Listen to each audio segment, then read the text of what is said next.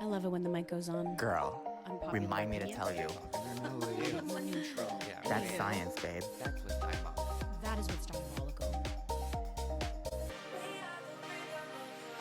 Welcome back. Hey, girl, how are you? I miss you. Yeah, I know. How are you? Talk to me. Why are you laughing? Do I look like a freak?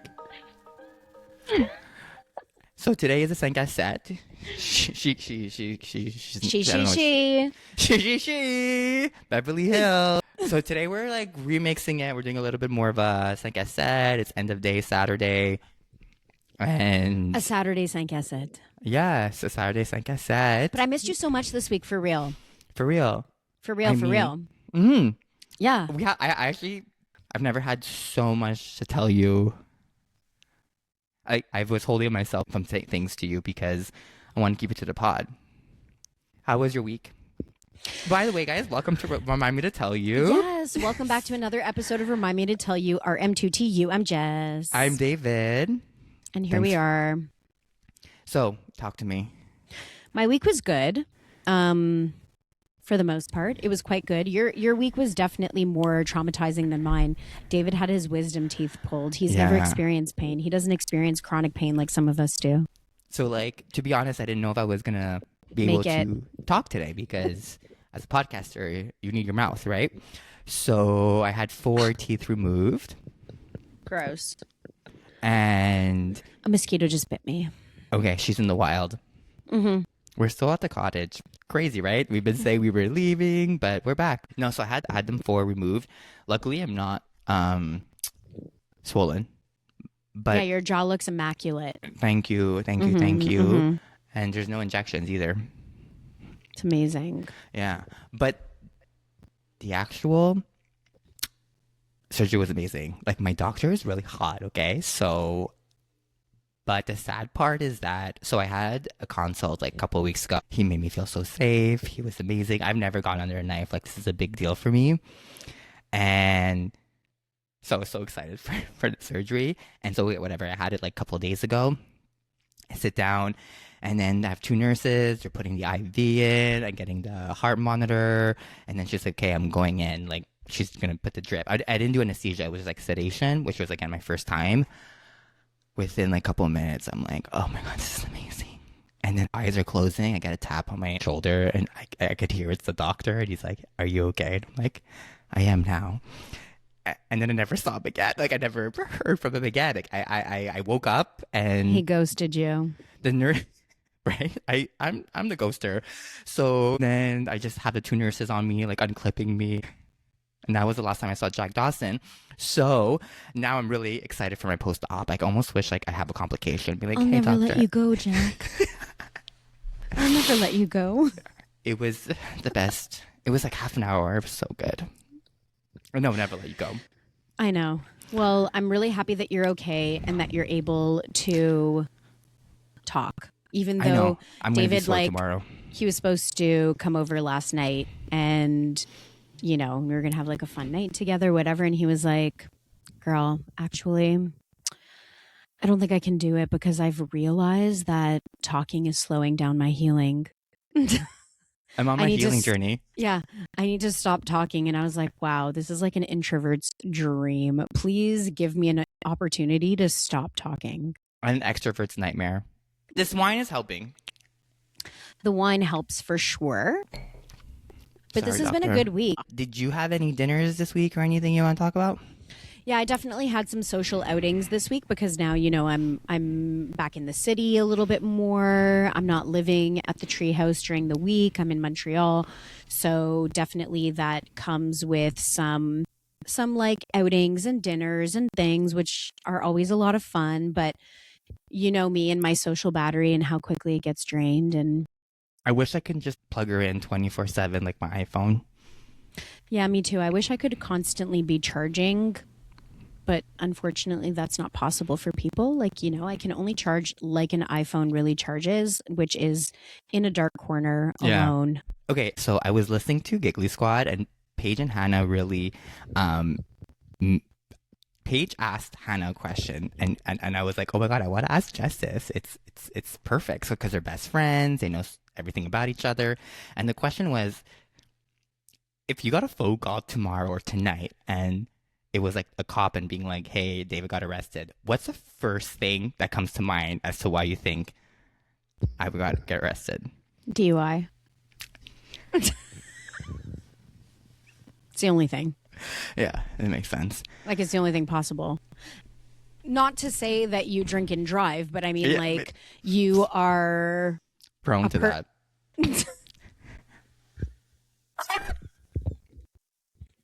No, not that you're prone to that, but like, you are an upstanding, rule-abiding, law-abiding citizen, thank God for member Uber. of Like, society. it's Uber for life. Exactly. Obviously. So, like, if somebody were to tell me that you got arrested, I'd be like, oh shit. Ugh.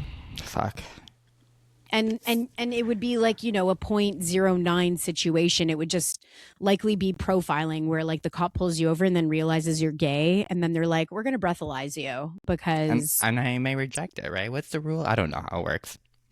Right. So why? What did they say? No, Paige was about like in the airport having like weed and something at the TSA. Yeah, that would be possible too. Traveling with some kind of contraband, not realizing that it's contraband, because it's like sometimes the rules or the laws don't necessarily apply from one place to the other. I feel like when I'm flying or when I have to do TSA, I feel like I have like a gun on me and I'm nervous for no reason.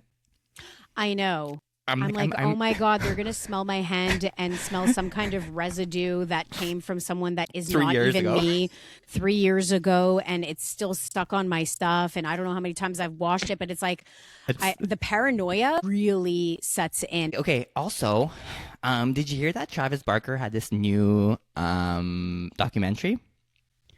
Travis Barker, is he like Chloe? From Blink 182. He's like one of the Kardashians' husbands, baby daddies? Yeah. He's bald. And like full of tattoos. Yeah, he's so cute. He's so hot. I love him. So he's vegan. Yeah, he's vegan and sober now. Yeah, good for him. Yeah, good for him. But his story is crazy. He was in that plane crash with DJ AM. Nicole Richie's ex-boyfriend. DJ AM? PM? Guys, I burnt myself earlier, so that's why, like, if you see me rocking this thing, it's because I burnt myself. It's painful. Anyways, the wine helps.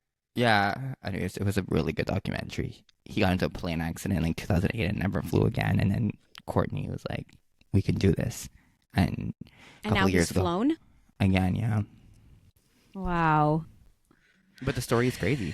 Because DJ AM was sober for 10 years, he was 2 of 4 people that survived that plane crash, and then a year later, DJ AM died of an overdose. You okay there? Yeah, my luteal phase. No, I'm out of my luteal phase, thank God. Okay, so I actually do have a game, okay, because I feel like... do a game first, yeah. Yeah, because I feel like this week of Bravo there were just too many good quotes. So, basically, what's going to happen... Everything that I'm about to read was said on one of this week's shows. There are about 8 quotes total. And so really the only thing that you need to do is tell me who said it. Okay, so I'm not going to tell you what show it's from. You're going to have to guess who said it, but it could be from UGT. It could be from House of Stassi. It could be from Atlanta. Yeah, exactly. So you got to figure it out, okay? Okay. Number 1. You should feel like a failure. Vicki to Kyle. Exact. Très bon. I was going to break that up today. That whole scene was diabolical. No, you should feel like a failure. And then she goes... Ashamed. Yeah, you should feel ashamed. You should feel ashamed. You should feel like you failed your children. You should feel like girl. And then she brings it back to Dawn. My biggest regret is my breakup with Dawn, my divorce with Dawn. I wish somebody had told me that would be a very big mistake. It's like, babe, that wasn't a mistake. You guys were literally abusive towards one another. That whole scene was whack. Diabolical. It was wild. Again, why the fuck I can't stand back, Vicki. I just like get her off my screen. I know. Okay. Anyone else on OC would have been better. I mean, I agree and I disagree. I would have preferred Heather. Yeah, but Heather's so fake and performative. I know, yeah, she is. Like, Vicki, at least, and they even say it in UGT, she's really irritating them. She's on her computer. She's not really engaging, whatever. At one point, she even says, like, well, maybe that was just my jealousy kicking in, and that's why I did that. And then they were like, yeah, Vicki. Portia was like, yeah, girl, that's what makes you an OG. That is OG behavior. She takes accountability. It's just like, okay, boom, let's move on. So, Performative. I don't know, you know, like, anyways. So, yes. Okay, number 2. Please close your laptop, Vicki, and engage. Giselle. No. On UGT. It wasn't Giselle who said that. Luann? No. Lisa Barlow. Yeah, it was Lisa Barlow. But it's in the Sprinter van in UGT. Yes, in the Sprinter van when Lisa Barlow's like, I'm sorry, you think that there isn't going to be any drama that's going to go down in the Sprinter van? Like, and then full collage of all the drama that's gone down in Housewives history in a Sprinter van. Like, fuck. But even like Giselle was like, I have other places to be, but like I'm here right now. Clock in, girl. Clock in. That's what they're all saying. But then it's so funny later on when Kyle is like, we're going to talk dirty to Vicki. And she's like, we all have insurance. We're all going to fill out the form. We are pre-approved. We are pre-approved. Insure me. Insure me. Insure me. And Vicki's like, they're so poking at her. I so feel funny. like behind the scenes, she's so annoying. Like if we're tired by her, they're tired. Right. Okay, next quote. I mean, it's only a problem in this high-pressure cooker environment. Is it House of Stassi? No. Okay, so then it's Valley and it's Nia about Danny. Yes, very good. Right, so Nia really, you know, of course, like the doubling down and the deflection by both Nia and Danny in the Valley reunion finale. Giving excuses, no accountability. Lala was right. I like, stop blaming other fucking people. And Nia continues to do that. Chaperone him. Yeah, and Nia keeps like trying to shut him down. Don't say anything. She's sipping her water. She's like leaning behind the couch and she's going to grab her water and she's sipping. She's like, Danny, stop it right now. But it's like, babe, we see you. Like there's cameras on you. We see that you're leaning back.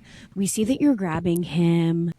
We see it. Like, why can't you just, oh, well, it's because it's not really, even Andy, I rarely do I see Andy get so irritated by someone who's not taking accountability for their behavior. And Andy was like, I know you keep saying that it's not something that happens a lot in your real life, but like we see it happen on the show quite a bit.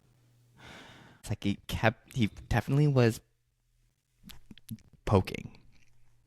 And I love Nia that. is such a pageant girl. Like she really is. She knows how to present. Exactly. Even when it's like her opportunity to apologize or take accountability, she does so in a way where it's like vague.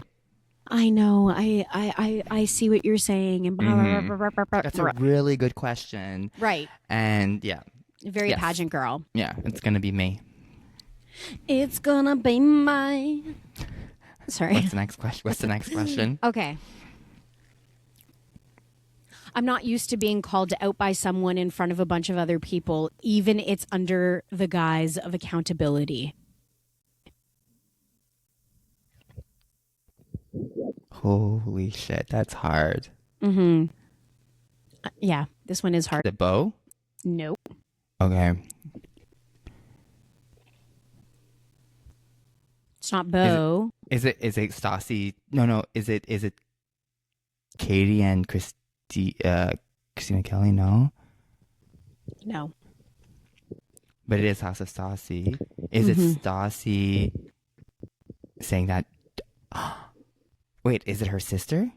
Is it the mom? The fuck? So it's not Rob? It is Rob. Yeah. And it was this episode? Crazy. Yeah, because this episode starts with the backlash of that conversation where Beau's really upset and he's Basically like, saying, I'm not used to doing this on the TV show.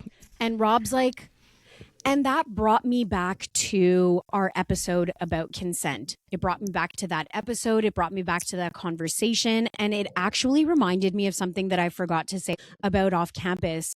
My favorite part of consent that was demonstrated in that show was actually between girlfriends. So Hannah, the protagonist, the one who was a survivor of SA, I had told you about her, right? Her best friend on the last episode, she had been telling her best friend like about how she moved, and she was always talking about this situation of sexual assault that had happened, but she was always making it seem like it had happened with a friend of hers. So she was always like talking about it as though it wasn't her who had experienced it. You know, my friend, this happened to her, she was drugged, and then this is what went down, whatever. And she was scared to tell her best friend that she met in college about it because she was scared that her friend was going to look at her differently, because that's what shame does to you. You know, shame is such an insidious thing. And so she finally tells her best friend, like, you know, the friend that I was always talking to you about, like, it was actually me. And her best friend was like, babe, I knew it was you. That doesn't make me think of you any differently. Like, I just knew that you were going to tell me that it was you when you felt ready to do that. And it reminds me of like people who come out, you know, and how like I love how you always bring it back to the gays. I do, because I am I don't not even do that. that is a part of consent that I need work on, that I've been actively trying to work on, is that when you're someone who creates a safe enough space where people tell you things, so you have like this wealth of knowledge, and sometimes you want to use your wealth of knowledge to justify or prove other things that you're talking about, right? Because it's like, no, I have examples of how this has actually happened, but it's not your story to tell. And this was such a beautiful example of that. And Rob's comment reminded me of that, because he's like, I'm not used to being called out. And even if it's under the guise of accountability, I understand that your intention is not bad, but I'm not ready to talk about it. Like, I'm, you know, and Beau feels the same way. Beau's like, I feel this way about Rob for sure, but I want to be able to have a conversation with him the way that I want to do that. How did you find the Christina Kelly conversation? Christina Kelly's so annoying. Christina Kelly, you can see she is not well versed in reality TV. Did you catch that? Like, she's not on payroll?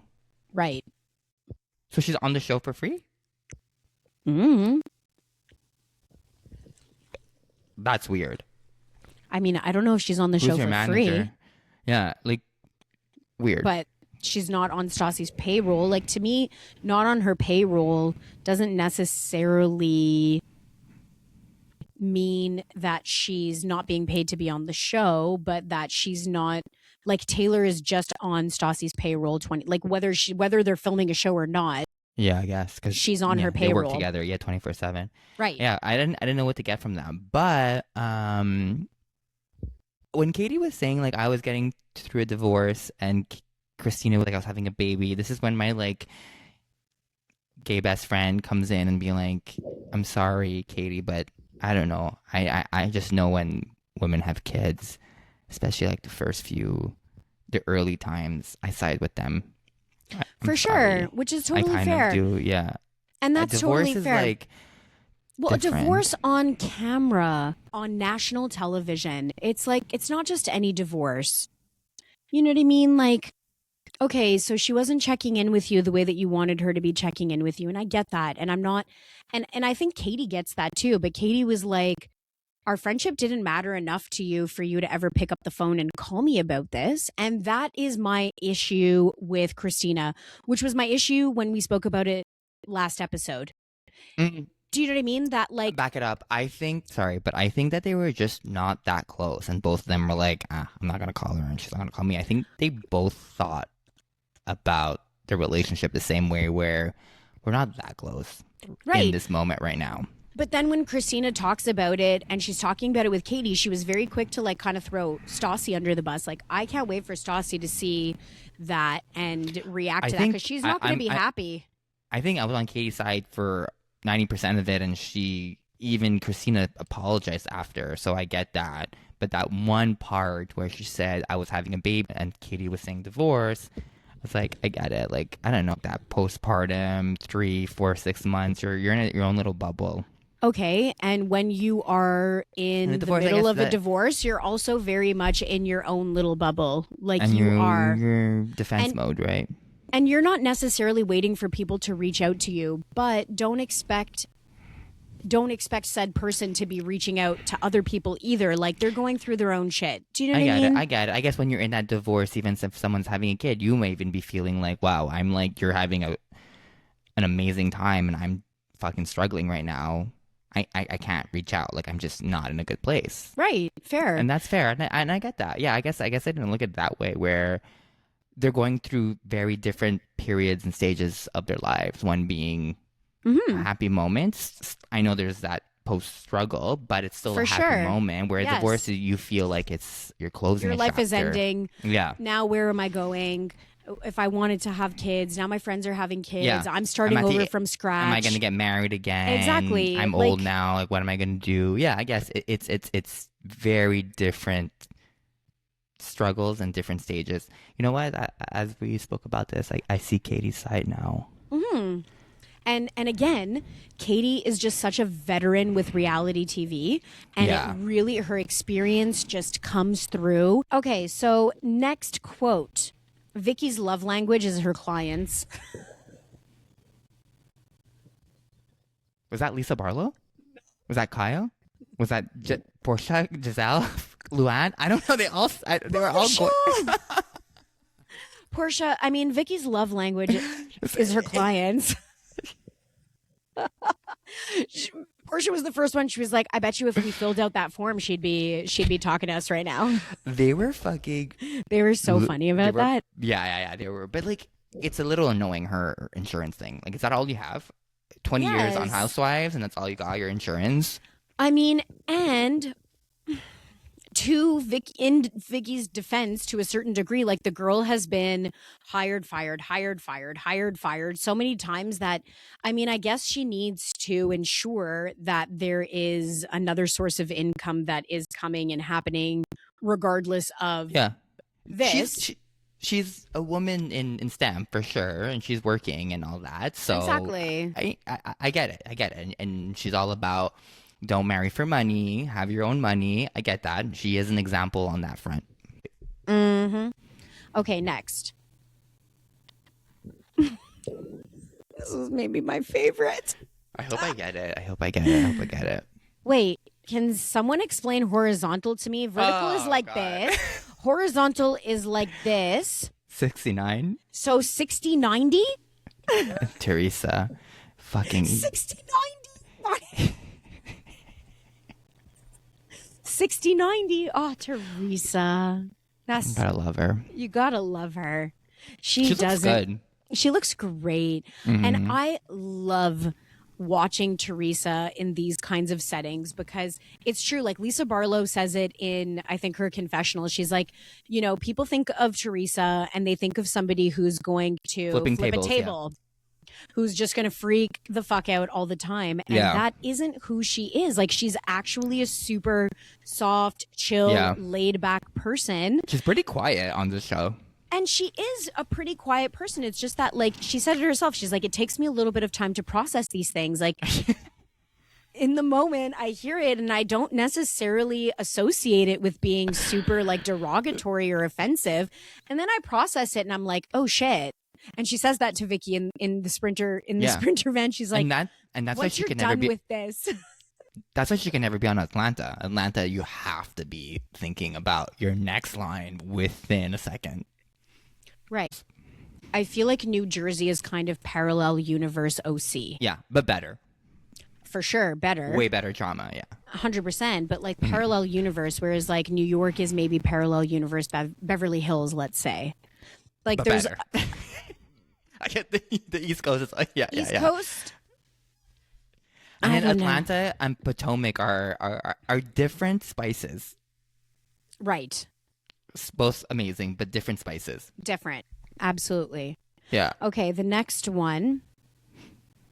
Okay, I love you. Now feed me and tell me that I'm pretty. This was this week? Mm-hmm. Fuck. I love you. Tell me I'm pretty. This is after receiving an apology. So, okay. Is that Stassi? No. Beau? No. Is that the right show, though? No. Okay. UGT or the Valley? Okay, UGT. so it's not the Valley. Yeah, it's not either. Is it Lisa Barlow? Lisa Barlow, who is talking about Teresa, who receives an apology from Vicki. And she's like, you just give Teresa an apology. And she's like, I accept. Now tell me that you love me and feed me. Like, Lisa Barlow's like old water under the bridge. Like, Lisa Barlow, honestly, was my MVP of UGT this week. Like, I also like Luann. oh my God. Okay. Well, Luann, we're going to get into that. But I mean, Luann is giving. She's doing the most. And I love it. I'm still watching OG New York. Like, I went back and I'm watching it and I'm like, oh my God, from Countess de Lesseps to this Character. clout Yeah. mongler. Like, she's just But can I say something funny that I love about UGT? One line that Giselle said. What? Because it really resonated with me. So when they go to Beverly Hills, you know, you hear the Beverly Hills theme song. Right. And and then they have confessionals of everyone thinking about how they got into Beverly Hills or whatever. And then Giselle, she's like, Oh, the Mauricio thing? No. she's like, in the limo, she's like, when Kyle Oh, yeah. was yelling at her sister in the limo, you got me at that. Like, and I'm like, me She's too. like, I was hooked. I was hooked. And I pretty much remember back in the day, I feel like that episode was playing in the background. And I'm like, what is this show? And I'm pretty sure that's when I got into Beverly Hills. I had no clue who anyone was. And I saw that last episode. I think my sister was watching. You better take that back. You better take that back. You stole know my what? goddamn... Yeah, you stole You're my an goddamn alcoholic. house. You're an alcoholic. Yeah, You know, I you're said it, Kim. sick and you're an alcoholic. And like, of course, like Giselle's like, girl, whoa. She's what she says. Black people don't play that way. Like, I'm not like, outing my sister like that. She was like, I was all in after that. Right. And fair. So were we all, Giselle. So all of were us, we yep. all of us. Okay, That the was- last one. Now what else is going on?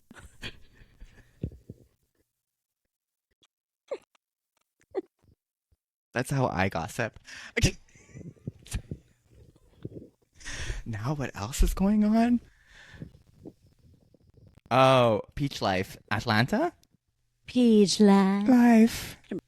Peach life. Okay, could we talk about that for a second? Now what else is going on is the line that she In says that song, before the yeah. drop, which is like a line from Atlanta. I think that was like first from the song. Yeah, so they just played like literally a 30-second clip. Mm-hmm. So I don't know where in that song, but no one knew. This is the crazy thing about Cynthia. No one knew this song was going to drop. It's not like it was a storyline. She was never in studio. No one had an idea. So it was really cool how they did it. I don't even know if the other women on the couches knew. It doesn't seem like they did, but they're so into it. And oh my God, honestly, This is the song that I want to play next week whenever it comes out. Like, I want to come into the studio and dance to it. agreed. And watching Andy just go off on this song and have so much fun. I've never and watching it online and watching all the people and reading all the comments, like, you know who Andy's favorite reunion girls are. And it's like, he's seen a lot of Housewives have songs on that on many franchises, including Atlanta, though. I've never seen them like that. right. I think it's because like it was just I don't know. It was not a cliche. Like I think it was a surprise, and I don't think she's trying to be a vocalist. This is gonna be a bop. Like it's going to be a good song and very women in STEM of the week. I think. I think so. Yeah, I For think sure. so. Because I don't know. I'm gonna be dancing at the clubs. I understand that half the women there are either singers, producers, like they're all in the industry. So I think at first they're like, "What is this bitch doing?" And they're like, "Okay, it's actually good." The peach life. And because it represents Atlanta, they're all like, "We can't hate this. This is us." And they're probably like, "Fuck, why didn't I think about that?" Right. A peach life. So good. How did you like Cynthia? Sorry, Minkoff, because they have a podcast together. How did you feel about Minkoff and Sutton being on Housewives of UGT? Meh. I was really shocked that it was out of everyone they picked those two. Right.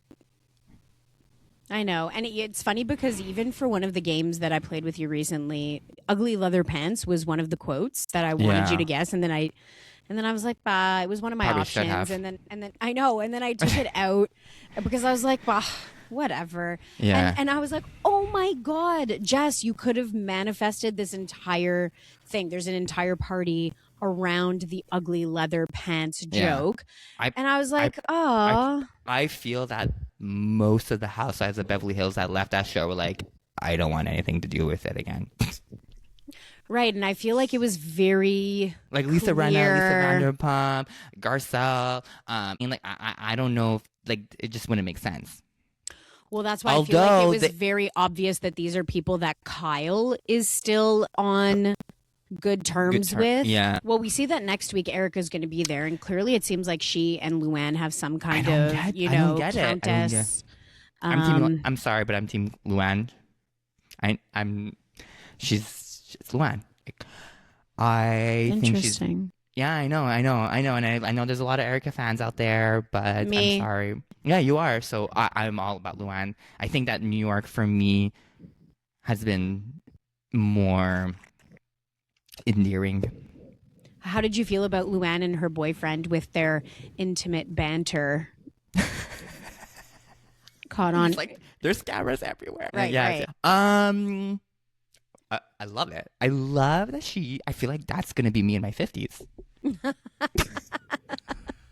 But like, how do you feel about the fact that she's doing it on camera and then is like, oh, and look, there's so many other men here, and then she turns around and it's like you see all these people. It's like, does it not land as it's probably a bit new performative? guy. It's like I think that's it's her boyfriend.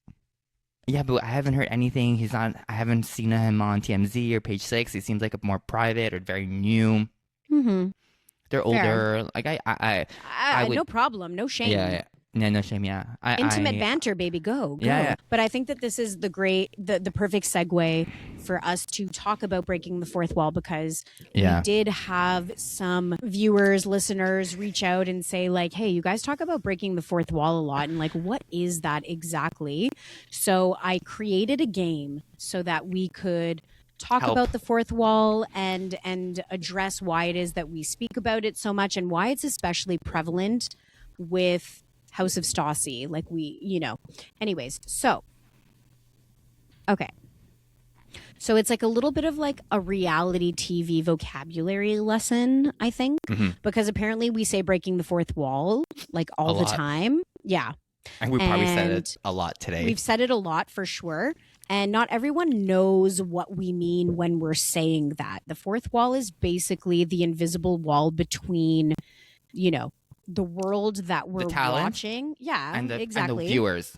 So, like, if you're watching a play, the viewers in the seats are the fourth wall, and the people on stage are the talent. So, you guys are the fourth wall. So, that's the fourth wall in front. But the right, the left, and the back. So, that's 1, 2, 3. The fourth wall is in front of you. Right. So when you're filming a show, the rule is never look at the camera. Even though it's in front of you, you never look at the camera. So on that's like TV, the most obvious way of breaking the fourth wall is to look directly at the camera and say something directly to the camera. But essentially, if you are on a reality TV show and you are making it seem like the cameras, the producers, all of that stuff that's happening behind the scenes is not there, then you are doing a good job of keeping that fourth wall intact And hidden. and hidden. And so this is where like somebody like Stassi who comes in and she's like, girl, I This grew is up the next watching generation. reality. Yeah. Exactly. She's like the next generation of reality TV is like, we're going to talk about it. Exactly.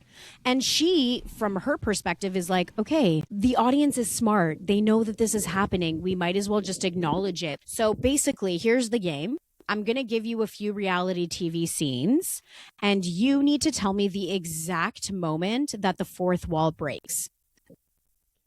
I don't know if I get this, but go. Let's try. Okay. Two housewives are arguing at dinner. One says, "You had 3 months to tell me this." The other says, "I was waiting until the cameras were back up." She broke the fourth wall by saying, I was waiting for the cameras to. There we go. The moment that we acknowledge that there's even cameras, like that's breaking the fourth wall. Like we don't want to hear about that, or do we? No. Do we want to hear about that, or do we not want to hear about that? I do. I'm at a stage in my life as a reality TV guru. I want to know. Right. Okay, number 2. A housewife storms out of dinner saying, "I'm done with her." A cameraman follows her. She turns around and says, "Can you stop filming me, please?" You're breaking the fourth wall, but I love it Right. because it's like authentic. It's super authentic. So like Nia and Danny, for example, like or oh my God, Lisa Barlow, The when hot she had mic her hot moment. mic moment. Oh my God. Okay, so She's hot mic moments are hot very mic- breaking the fourth wall because you think you're not being filmed, but there's still a mic on you. But So, the like- talent thinks there's no camera on you. hot mic moments are the best form of fourth wall breaking, right? Because the person who's on the mic doesn't realize they're being filmed. That's production. That's on top of the game. Mm-hmm. That's my favorite. When she was talking shit about Meredith. Like Oh my God. She's a sleeping with all of New whore. York. She slept with all of New York. Blah, blah, blah. Anyways, and of course, Lisa Barlow still feels so much guilt. I would. I don't know how I about would sleep this. at night. Right. Okay, next. During a confessional, the housewife answers a question. Then we hear a producer off camera say, "Do you actually believe that?" And then it's going to say on the caption, producer says, blah, blah, blah. Yeah, of course. If the producer is asking you a question, you're not supposed to hear it. So fun fact is that on confessionals, they're answering a question from the producer. Mm-hmm. Yeah. So everything they're saying is because the producer is asking them. Right. And only recently, like, and especially on House of Stassi, do You see the producer caption. we see the producer's caption, the question that they were asking them. And again, that is like a more neo way of breaking the fourth wall that, again, fans really do appreciate because we're like, oh, okay, how do you actually feel about that situation? You know? Well, just so you know, there's the talent is actually has to. The way they film it is that even though they're speaking like as if they're there in that moment, it's filmed like a week, a month, or 3 months later. But the way the production is asking them is be like, go back to how you felt in that moment. Mm-hmm. I'm going to ask you that question and answer me like you're walking into that room and how did you feel? Right. Okay, next. A housewife says, "Everyone online thinks that you're lying." That's not breaking the fourth wall, but I think it's reality. It's debatable. It's debatable. This one's debatable because it's like to acknowledge that there is an online, to acknowledge that there is an audience. Yeah, but and now housewives have to do that. Right, but at one point in time, Oh my god, it looks so good right now. This angle is like gorge. I love the lighting. Thanks. you Boo. do look great, babe. Thank you, thank you. So do I. Yeah, always, always. But like, just look at yourself and say it. I look great. Do you think? Breaking the fourth wall. Breaking the fourth wall. Yeah. Am I breaking the fourth wall? Fourth Am I wall. looking at the camera or at the audience? Okay. But anyways, that one is debatable because back in the day, and this is where social media has Changed the kind game. of, yes, it's put us in a situation where it's almost impossible not to break the fourth wall. And I feel like that was something that Was got getting irritated in a addressed. lot of Salt Lake City, all the DMs and the offline stuff got annoying because we're talking about stuff that we didn't see on the show. Exactly. But now we And have. but I also feel like that was something that Janet really brought up a lot on The Valley? the Valley, and sorry, and it was meaningful when she brought that up, you know, because there is a level of online hate and On the Valley? access. Yeah. Just in general, when you're on a reality TV show or you're putting yourself out there, there is a level of feedback where the audience, just any random Joe Schmo, has access to say really, really hurtful things. And I can understand how it does affect the way that people in these positions want to portray themselves. Speaking of the Valley, do you think that Luke and Kristen will last? No, Thank you. of course not. No, it's not going to happen. But I would like to point out that I was right. Did you go back and look to see About- about the whole Watch What Happens Live thing? Remember last episode we were talking about it and you were like, oh, okay, no, you don't want to. You went back and looked at that, girl? No, You I don't go back and sicko. look at it. Somebody actually messaged me and they were like, by the way, you were right about that whole thing. Oh, okay, good. There's interaction from people. Good, good. I'm glad it created a stir. And I'm glad It that... did create a stir, and I have people who are looking out for me. Did you catch when, at the end, when they were having champagne and Lala was like, cheers to Jasmine and Melissa, a couple we can look up to? I didn't. I love Lala so much, though. She killed it. Like, thank God Lala was on this reunion. I love that she's single because I know that Daddy's like, you don't have a husband. But she's like, she's smart enough not to have one because they're all fucking losers. She's Be single, so bitch. good. Be fucking single. Exactly. Nia was really having a hard time. She could see that Danny was not looking good, and Lala was looking great, and Andy was agreeing with her. That's what was crazy. Right. And so I was reading online that, you know how they were saying how Danny was getting help, therapist, whatever. Mm-hmm. So apparently his father is a pastor and his grandfather is a pastor, and pasture. Like take him out to pasture. A priest, whatever they're called. A pastor. Yeah. It's pastor. Yeah. ESL, sorry. So pastor. So this one went to Loyola and had pastors as teachers, but anyways, I know, I okay. had I took him out to Jesuits. pasture. No, Jesuits. I don't know about pastor. We never used that word. It was a priest or a Jesuit. Okay, girl? Yeah. Okay. I love it. I no regrets. Live the forest. Now, basically, though, she said, what was I saying? Essentially, is getting his therapy from priests, and that concerns me. Well, of course, that's concerning. And that's why there's no accountability. Well, I also really thought it was interesting when Lala said what she said, and she was like, that's a huge red flag to me. And when I hear things like that, I want you to take your kids and leave him. And I want you to be with somebody who's going to baby you and love on you and take care of you and whatever. And then people were like, that was too far, La. That was too far, Lala. Like, why what's worse? Her being a single mother with 4 children or her being whatever? And Lala was like, what's worse is her being in a relationship with somebody who is sucking the life right out of her, because you're not going to be a better version of yourself for your kids. I still have more fourth wall examples. Okay, give me more. Okay. So what about when Denise Richards on Real Housewives of Beverly Hills and is arguing and suddenly starts saying, bravo, bravo, bravo. Okay, so for people who don't know what the fourth wall is, that was breaking the fourth wall. And allegedly, in housewife world, when you say bravo, bravo, bravo, it means like cut, cut, cut. Do not film this. I don't want me. So she's breaking the fourth wall on purpose because in her mind, she thinks the cameras are not going to film this or edit or it into keep the it thing. in, right? But in reality, they kept it, and that's when the time of where breaking the fourth wall was starting to dip into Bravo. But that was her trying to be like, let's fuck everything up, so we can't film this part.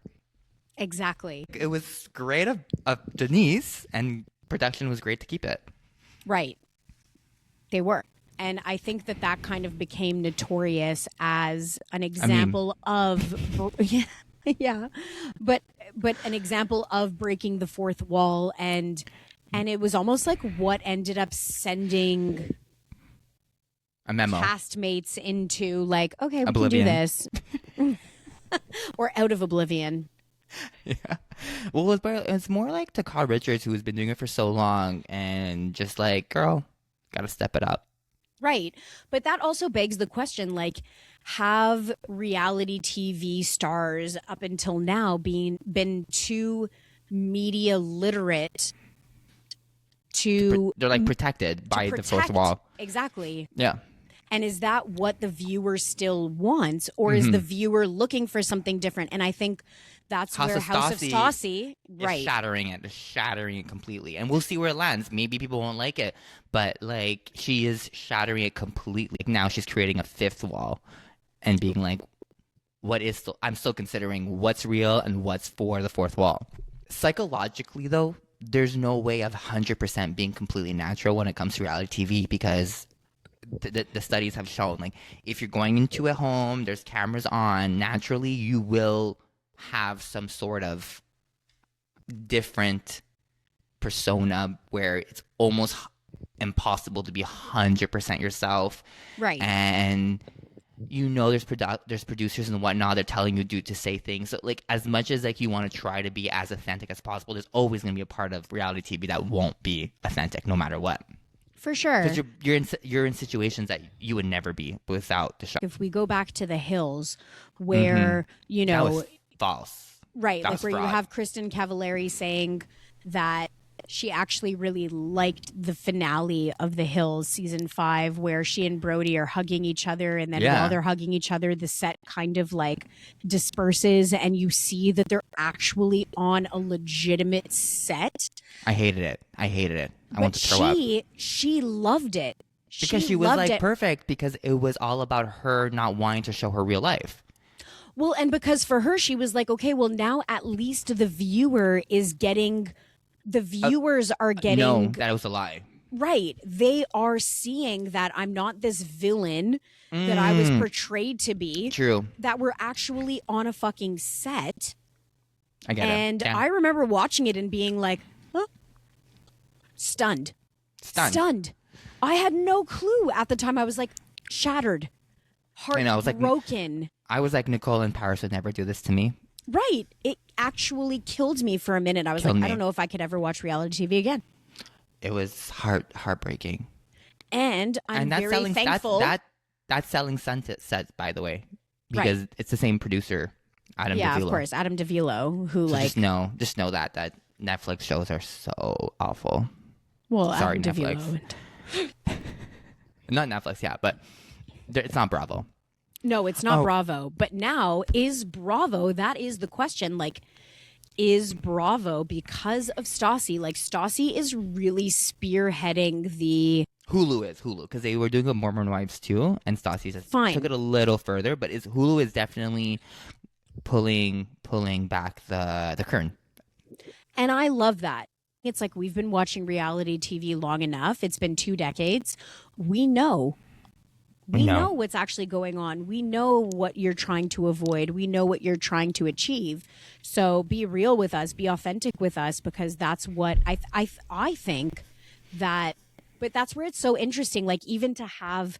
Do you like my shirt, by the way? I love your shirt. It looks so good. I didn't want you to wear it last time because it was a little crinkly, but like this time it looks so nice because it's nice and iron. But that's where I think viewers are more and more interested in seeing that and knowing what's actually going down. And that's where I'm really excited about Summer House. Like, I'm excited. Next I know season. Sierra is going to break the fourth wall a lot about all Her the current, stuff. what's going on right now. Mhm. She's starting Dancing with the Stars right now. They're filming. Good for She's in her. LA. Yeah. Oh my God. It's August 22, so oh my God, and Summer House goes till Labor Day weekend, so it must be busy. Any more questions? No more questions. That was it for my fourth wall game. But I did find it to be so interesting that we got quite a bit of feedback from people being like, hey, you mentioned the fourth wall a lot, and I don't really know what it is. Like, I had to Google it. Like, what are you referring to when you're talking about that? And so... And it's crazy because I was like, that's one of the dumbest questions I've ever had in my life. But now I'm like, just people out there that are not like us. Not And I love that. everybody is as well versed in production talk. And theater, And- but even in podcasting In is a fourth wall. theater. Okay, guys, this has been fun. This has been fun. It's getting late. It's getting late. Let's I mean, you call can it see the background. Like, look yeah, it's how getting blue a little dark. Yeah. it- Thank you guys for listening. Please, please, please, please follow us. Subscribe, rate, review, you name it. TikTok and Instagram, it's at Remind Me to Tell You Pod. And we're on YouTube as well. And you can listen to us anywhere you get your podcasts. Mm-hmm. This Thanks so has much for been tuning Blast. in. Bye, Jess, Illy. Bye, my love. Miss you. Mwah, mwah, mwah.